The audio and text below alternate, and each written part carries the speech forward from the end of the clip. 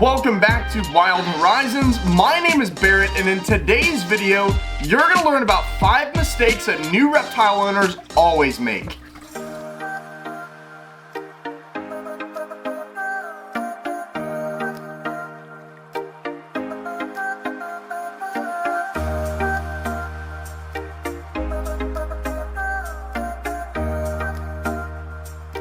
Alright guys, I appreciate you tuning back into this one. This is my buddy Bonnie, or Clyde. We don't really know which one yet, but it's most likely going to be Clyde. He is a blue-eyed crested dragon. We got him now about a week ago.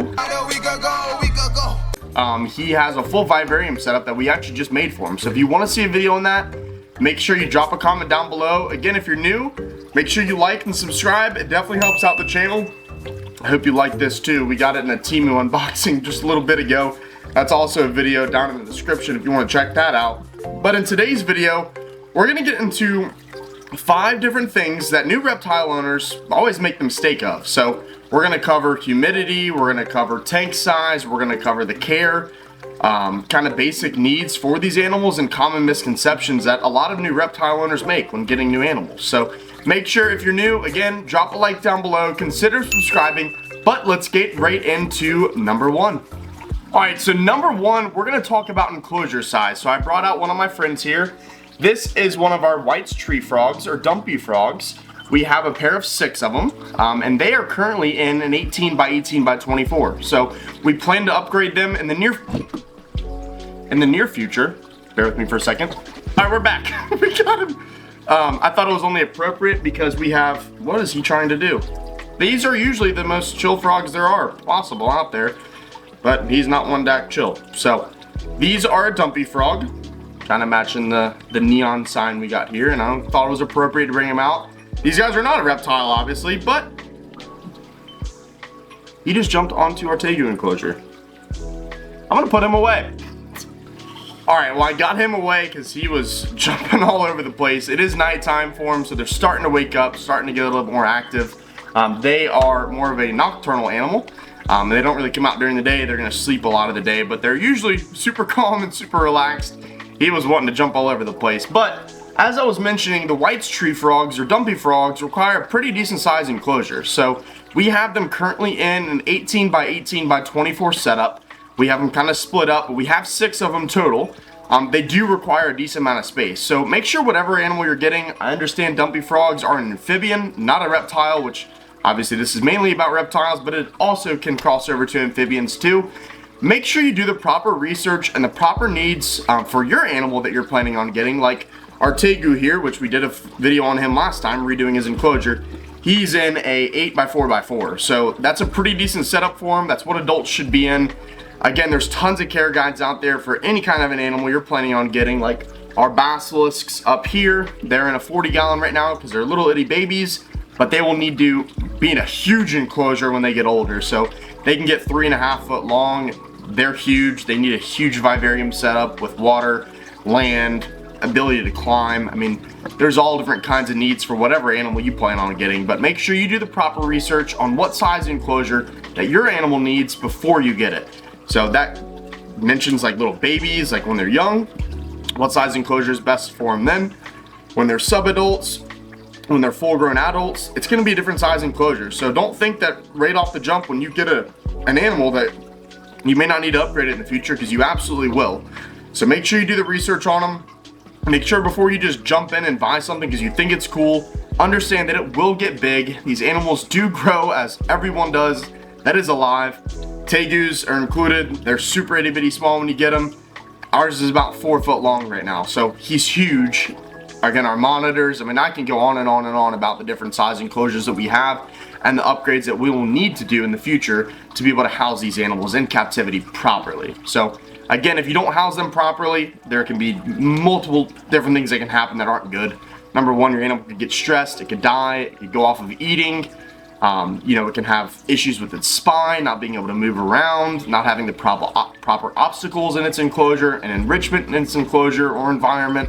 Again, multiple of our animals, we get them out all the time. We handle them so they are used to us touching them and used to us handling them, so they can be more relaxed with us. So, you know, there's a bunch of different reasons out there why we do that, but make sure, again, if you're getting a new animal or if you already have one, make sure you're doing the proper research on them and figure out what size enclosure they need. But let's get on to number 2. All right, so number two is about humidity. So humidity is super important for reptiles. So again, it's going to be different for all reptiles, but for all reptiles, it's very important. So it can cause, if you don't have the proper humidity, it can cause, shedding to be an issue. They can have stuck shed. It'll lead to scale rot. I mean, there's so many different things that can happen without the proper humidity or an imbalance of humidity. So make sure before you get an animal, make sure you understand what their humidity needs are. Make sure you can provide that to them, whether it's through, a mister or whether it's through a fogger. There's multiple things you can do to make sure humidity is right in the enclosure, set up, kind of substrate. That also helps.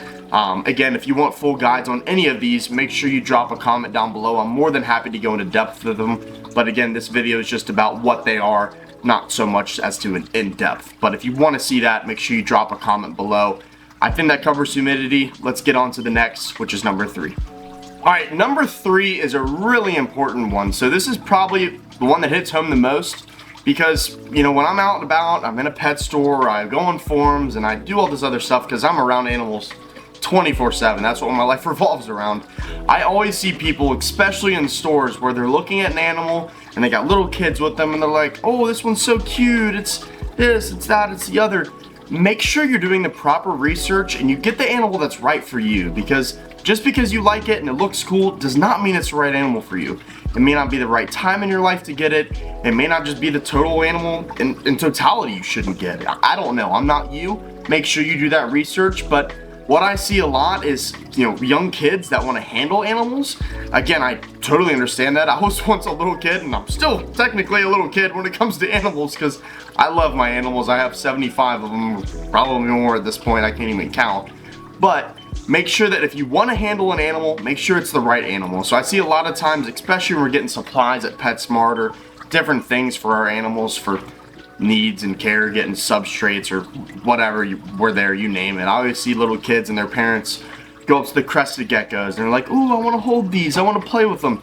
Crested geckos are not the best animal to start with if you want to handle them a lot. A leopard gecko is a way better option. Again, I wouldn't recommend getting any animal from PetSmart just because of the breeding. You can always go to a local pet store. It's usually a lot better, more captive bred, stuff like that. It's not going to have gene issues like ball pythons. They have serious gene issues if you mass breed them. There's all different stuff out there about them, but make sure you're getting the right animal for you. So if you want to handle an animal a lot, bearded dragons are great, leopard geckos are great, ball pythons are great if you're looking for snakes. Again, I can make care guides in kind of my opinion. Again, this is all my opinion, but I can give you my opinion on what I think the best animals are. I already have a couple videos made that are best beginner reptile videos where I covered leopard geckos, I covered bearded dragons, I covered corn snakes, and I covered hognose snakes. So if you want to see any of those videos, again, check my channel out. Go look in the description of this video. I'll leave links for each. But I think that covers it. Make sure you're doing the proper research and the proper care you need on any of the animals that you want to get, and make sure before you buy that animal you know what you're getting into. But let's get on with number 4 because it's an important one. Alright, this one kind of feeds into the last one. So it kind of feeds off of getting a new reptile, or even just owning a reptile and just handling it way too much, or not enough.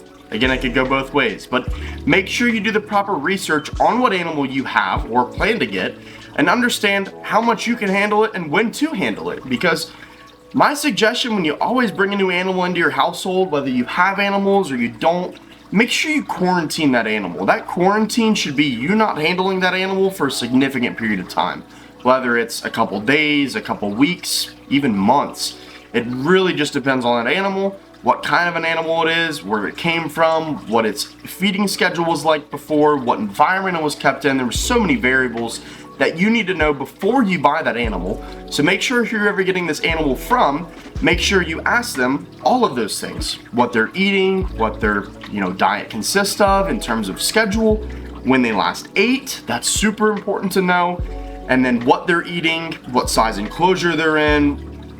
There's all different kinds of things to ask, what heating and stuff like that. Again, all this stuff is on forums. I can do a full breakdown of each of these if you want me to, but this kind of ties into just handling. I would say for animals, you know, you do want to handle them a good bit so they get used to you, but not so much that they get stressed and go off of eating. So I find a lot, you know, with ball pythons and other animals like that. Ball pythons is a good one. Same with hognose, because they're very finicky snakes. So with hognoses especially, they can go off of feeding for like 6 to 8 months. And again, I would start worrying at that point. I know I do if that were to happen to me. But with our ball pythons and hognoses, when they go off of feeding, we just let them be. We offer them food. If they don't eat it, okay, we'll take it back out of the enclosure. But make sure you're handling them the proper amount so that they don't stress, because stress can lead to death. Again, chameleons are great examples of that. Chameleons are probably the most stressed out animal that I've ever worked with. We have one personally who's a veiled chameleon. They're not great beginner reptile pets. If you are ever looking to get a chameleon and it's your first time reptile, make sure you do a ton of research before you go jump into that one, because they are not a great beginner reptile. And I know areas like PetSmart have them just out willy-nilly marked as a beginner reptiles, and they are absolutely not. So make sure before you get an animal, make sure you do the research on it. Figure out if you can handle it first off, because chameleons are really not going to be able to handle.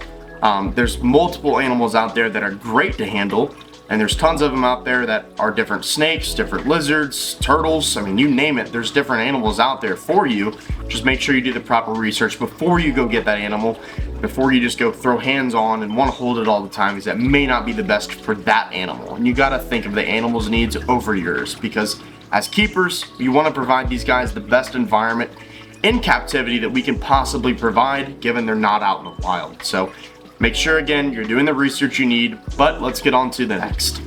All right, so last but not least is kind of an all-in-one, and it's gonna be enclosures. So not only size, because we just covered that a little bit ago, but it's gonna be what needs to go into your animal's enclosure. So that's substrate, that's lighting, that's UVB, heating. There's all different kinds of things. Plants, what to put in, what not to. It's going to be kind of a broad spectrum. I'm not going to go into too much detail on any one specific thing, but substrate is super important. So there are substrates out there that your animal can be toxic to.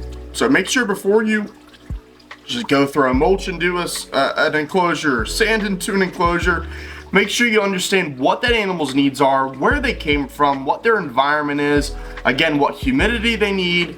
All of that ties into itself. So everything that I've kind of discussed all ties into one another. But again, lighting is super important, because all reptiles need heat of some extent, right? They're cold-blooded, meaning they take in external heat from their body. They don't produce it on their own like we do as humans. So they need a lighting source. They need UVB, because that, you know, helps with growing and, you know, their metabolism and everything. So if you have improper UVB, that can lead to a whole slew of things that are not good for your animal. But, you know, plants are super important. There's plants out there that are toxic. I know everybody sees these videos on these bioactive setups, and they see all these cool plants and all this cool stuff inside of enclosures. And while I do think that's cool, and I have tons of bioactive setups, a bioactive setup may not be the best for whatever animal you're getting, you know? I don't know. It really depends on the animal you want to get, but make sure before you get that animal, you know what can go in the enclosure, what kind of hiding sources they need, whether it's multiple hides, one hide, no hides. I don't know. I'm not, you know, I don't know what animal you're getting. I have tons of them. If you would like to ask questions on a specific animal, make sure you drop a comment down below. Again, I think that kind of covers that. I don't want to beat it over the head like a dead horse, but I do want to at least bring it up to you and make sure you're fully aware that you need to understand what enclosure to use, what heating source to use, what UVB to use, what needs to go into the enclosure, and better yet, what animal you need to get. And last but not least, I'm going to throw in kind of an extra here, just because it's kind of important. You need to know what animal you're getting, and you need to set that enclosure up prior to getting the animal. So if your pet store you're getting the animal from, or if you're getting it online, isn't asking you if you already have an enclosure set up, shame on them, because they should be asking that, and you should be doing that yourself. So before you get an animal, before you just go splurge and you make a rash decision on... Everything just shut off. I'll be right back. Before my power cut off, I was saying make sure you get your enclosure set up before you get a new reptile or amphibian or any animal. So you need to have that enclosure set up. You need to have it good to go. By the time you bring your animal home, at that point, you can then put them in the enclosure. So that's the last thing I'm going to say here. Let's go ahead and get into this outro. I appreciate you sticking through this one, but let's get right into this outro. All right, everybody. Well, I appreciate you sticking through this one. This is my cooter. What did you just say? This is Crush. So he is a pretty cool aquatic turtle. Again, I can give a full breakdown and guide on these guys too. They're pretty awesome. We have him in an enclosure with 2 other turtles, little babies. He's also a little baby, even though he doesn't look so little baby. He's about 6 months old. So these guys get pretty big pretty quick. But again, if you're new and you enjoyed this video, make sure you drop a like down below. Consider subscribing. It definitely helps out the channel. Again, if you found anything in today's video interesting or you want to learn more about anything that I've discussed, I'm more than happy to go into more depth on them. Just make sure you comment down below. But again, I appreciate you sticking through this one. I hope to see you in the next. We will see you later. Have a great rest of your day. Bye-bye. Peace.